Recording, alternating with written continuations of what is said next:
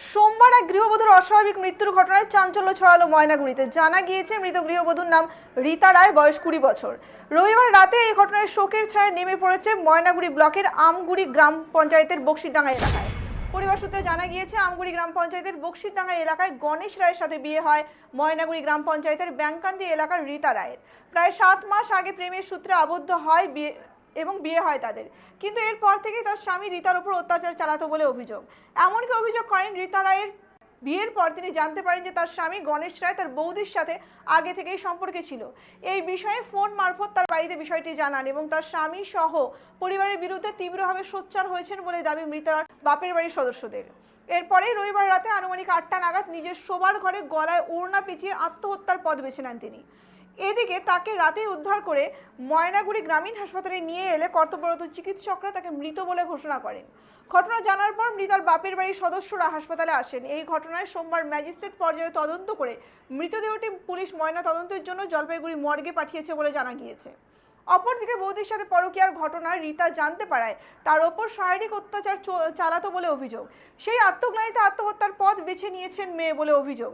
এই নিয়ে মৃতার বাবা রবীন্দ্রনাথ রায়, রীতা রায়ের স্বামী গণেশ রায় এবং তার দাদা অমল রায় ও বৌদির বিরুদ্ধে ময়নাগুড়ি থানায় লিখিত অভিযোগ করেন।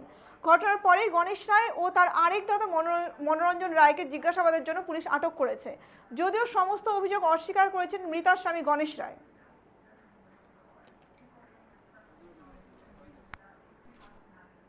রবীন্দ্রনাথ। তো যে মারা গেছে কে হয় আপনার? যে মারা গেছে আমার মেয়ে মেয়ে হয়। মেয়ের নাম কি? ইতিয়া রায়। বললাম কি হয়েছে আপনার মেয়ে? মেয়ে কি হয়েছে এটা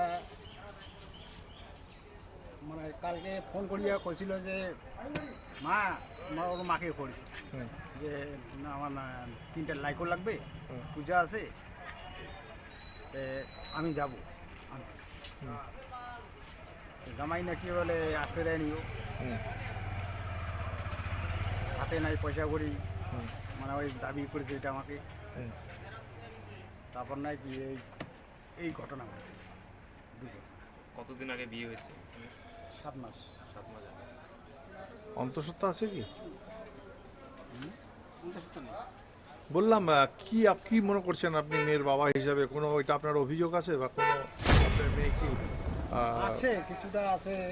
কি আছে বলেন? মারধর করে, আচ্ছা, মানে গলার চিপি ধরে। হ্যাঁ, কে করে? এর মধ্যে ওই জামাই, এর মধ্যে হাত মস্কাই দিছে। আপনার জামাই? অমল রায়। যে মারা গেছে কে হয়? আমার ভাইয়ের বউ। কি নাম? ওর নাম রীতা রায়। রীতা রায়। হ্যাঁ। বাড়ি কোথায়? বাড়ি বক্সিডাঙ্গা। বক্সিরডাঙ্গা। ওটা কোন জিপি? আমগুড়ি। আমগুড় জিপি। আর মেয়ের বাড়ি কোথায়? মেয়ের বাড়ি হলো এই যে ব্যাংকান। ব্যাংকান্দি। ওটা কোন জিপি? এটা ময়নাগুড়ি। ময়নাগুড়ি জিপি, ময়নাগুড়ি অঞ্চল। ব্যাংকান ময়নাগুড়ি অঞ্চল। ময়নাগুড়ি। বললাম কি হয়েছিল বলেন তো? সেটা তো ঠিক বলতে পারবো না, তো আমি অল্প একটু জানি আর কি।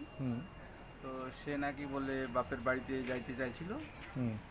তো আমার ভাই বলছিল যে আজকে যাইতে হবে না, তো 2 দিন পরে যাও, বিশ্বকর্মা পূজার বাইরে হয়ে যাও, আমরা পুজো করবো। এইটাই বলে ও গাড়িটা নিয়ে ভাড়া চলে গেছে। তারপরে এসে দেখে যে ও ঘরে ঝুলছে। তারপর তারা ঘুরা ও ঘরে ওই ঝুলানোটা নামায় হসপিটালে নিয়ে আসে। এখানে এসে বলছে যে মারা গেছে। তো কোন ঘরে ঝুলছে? নিজের শোয়ার ঘরে? নিজস্ব ঘরে। কিসের ধর্নায়? ধর্নায়। কি দিয়ে? ওই শাড়ি দিয়ে। শাড়ি দিয়ে। বললাম যে ক মাস আগে বিয়ে হয়েছিল? এই ধরো 10 মাস হলো। 10 মাস। অন্তঃসত্ত্বা আছে? না, অন্তঃসত্ত্বা নেই। বললাম যে বাড়িতে কোনো অশান্তি ছিল? না না, ওইরকম কোনো অশান্তি নেই। স্বামীর নাম?